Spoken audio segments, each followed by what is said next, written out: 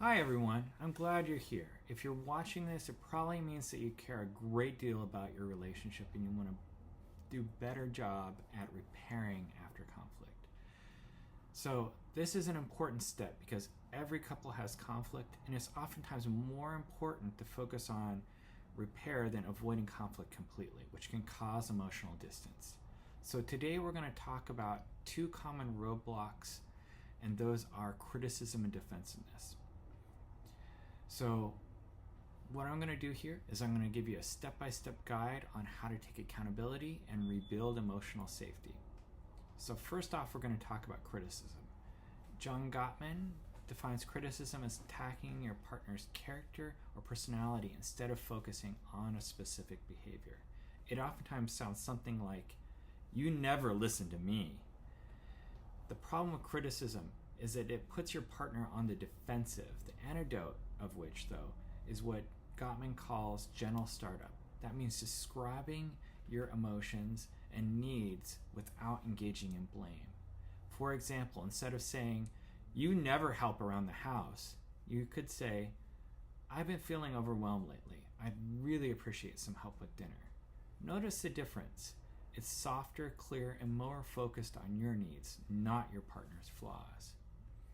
So next, we're going to talk about defensiveness, which oftentimes shows up right after criticism. Defensiveness is when we protect ourselves by denying responsibility, making excuses, or counterattacking. For example, "I only said that because you were rude first." While defensiveness is a natural reflex, it blocks connection.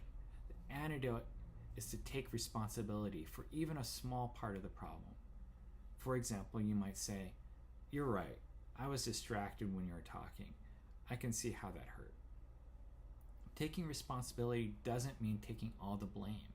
It means showing that you care about the impact of your behavior. When you're ready to repair after a conflict, here's a simple guide to help you reflect and reconnect.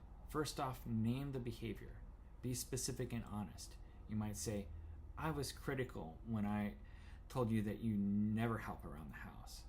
Or, "I got defensive and told you that you were being rude first." Then name the emotional impact on your partner. For example, you could say, "I imagine you felt dismissed," or that you were probably hurt by what I said. The step here helps you move the focus on who's right to how your actions may have impacted the other person. Now I want to add a gentle caution here. Don't rush to say, "I'm sorry," right away. For some people, a quick apology can actually be a trigger, especially if they've experienced apologies in the past that didn't come with real understanding or change. Sometimes apologies are used to move past discomfort instead of creating true repair. So instead of jumping straight to "I'm sorry," take a moment to show insight.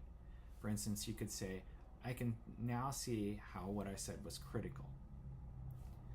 Once your partner feels understood, then you can give a sincere apology paired with a change in your behavior. That can have real power. Now, I also want to encourage you to lead by example. Even if you feel that you've made fewer mistakes in the conflict, be the one to take the first step towards repair. This models vulnerability and emotional maturity, and it oftentimes opens the door for your partner to do the same when they're ready. However, avoid the urge to point out your partner's errors and demand for them to apologize. Repairing is about restoring connection, not keeping score.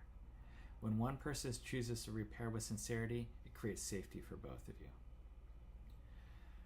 Repair isn't about perfection, it's about being courageous. Every time you slow down, reflect, and take responsibility, you're building trust and safety in your relationship.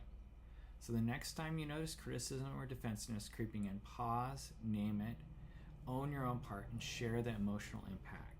And remember, you can always begin again.